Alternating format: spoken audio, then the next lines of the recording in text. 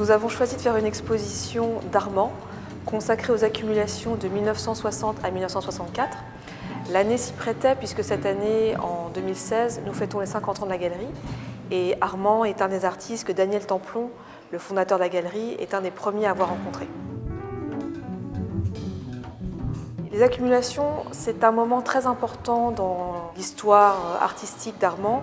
C'est également un geste fondateur dans l'art contemporain, puisque c'est la première fois que quelqu'un s'empare de l'objet manufacturé et en fait des groupes, des accumulations, et qu'il invente le principe de sérialité, qui va être après fondamental dans toute une pratique de l'art contemporain, où l'objet manufacturé, l'objet de consommation courante, devient le sujet même de l'œuvre d'art. Armand est un des chefs de file du mouvement du nouveau réalisme, avec des gens comme Yves Klein, Niki de Saint-Phalle, Martial Reyes, Agnès Poëri, César.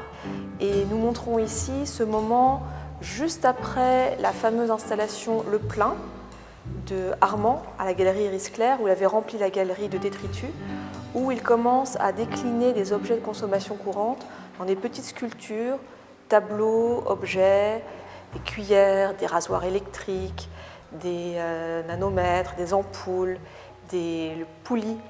Derrière moi, ce sont des vieux appareils photo. Il les met ensemble, il les jette, il les englue dans la résine, il les torture un petit peu. On a parfois vu une sorte de magnification de l'objet dans ce travail. Il y a beaucoup d'humour dans les titres, notamment. La sculpture avec les grandes cuillères s'appelle « Une cuillerée pour papa, une cuillerée pour maman ». Les appareils photo derrière moi s'appellent « Clic-clac Kodak, hélas », de référence à un célèbre slogan publicitaire de l'époque.